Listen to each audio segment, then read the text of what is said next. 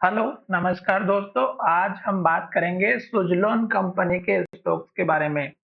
Last video में हमने इस स्टॉक्स के ऊपर बात की थी और इस स्टॉक्स में कहा था कि स्टॉक्स हमारा नीचे जाते हुए दिखाई दे सकता है और स्टॉक्स के सपोर्ट लेवल के बारे में भी हमने बात की थी।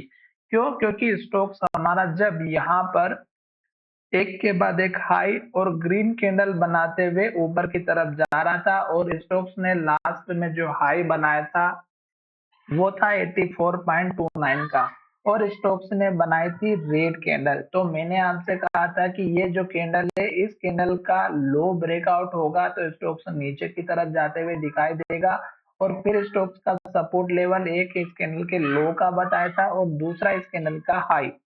अब स्टॉक्स जब यहाँ पे पॉजिटिव हैमर कैंडल बना करके जब फिर से ऊपर जाने लगा तो फिर से स्टॉक्स ने डोजी कैंडल बनाए और इस कैंडल के हाई से पहले स्टॉक्स ने गिरावट दिखाई। और जब भी स्टॉक्स डोजी कैंडल बनाता है, टॉप पर बनाता है या नीचे की तरफ डाउन में बनाता है, तो उस कैंडल के हाई और लो का आपको इंतजार करना चाहिए क्योंकि अगर हाई का ब्रेकआउट होता है तो स्टॉक्स ऊपर की तरफ जाता है और लो का ब्रेकआउट होता है तो नीचे की तरफ जाता है। अब अगर आप देखेंगे तो लो का ब्रेकआउट हुआ है और स्टॉक्स नीचे की तरफ जा रहा है और यहाँ पर एक के बाद एक रेड कैंडल बन रही है।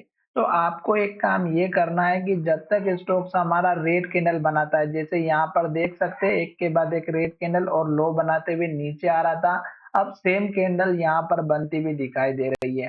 तो जब तक रेड कैंडल बनेगी, लो बनेगा, हमें इंतजार करना है। और सबसे इम्पोर्टेंट बात, स्टॉक्स में जो रेड कैंडल और गिरावट दिखाई दे रही है उसमें आपको वॉल्यूम को चेक करना है। तो यहाँ से देखिएगा इस कैंडल में वॉल्यूम ज्यादा दिखाई दिया था, उसके बाद वॉल्यूम हमारा यहाँ पे धीरे धीरे कम होते हुए दिखाई दे रहा है नीचे की तरफ।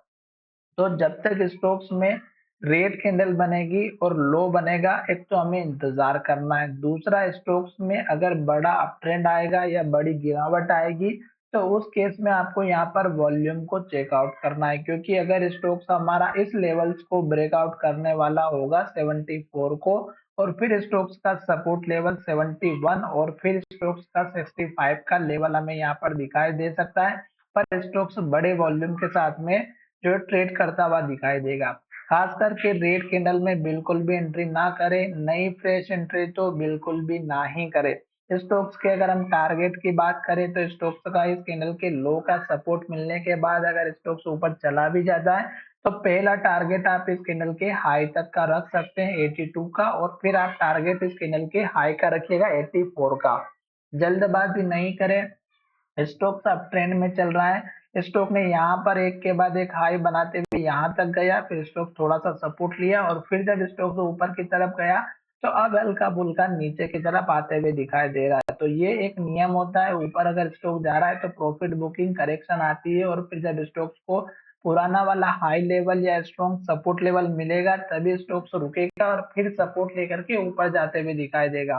साथ ही 50 डेज का मूविंग एवरेज सपोर्ट के लिए खड़ा है, तो जब तक स्टॉक 50 डेज 150 और 200 डेज के मूविंग एवरेज के ऊपर है तब तक आप स्टॉक्स में बने रह सकते हैं लॉन्ग पोजीशन में। हमारा वीडियो आपकी एजुकेशन के लिए था, बाय सेल की कोई एडवाइस नहीं है। फिर भी आप ट्रेड करते हैं तो अपने फाइनेंशियल एडवाइजर से जरूर कंसल्ट कीजिएगा। धन्यवाद, मिलेंगे नए वीडियो में।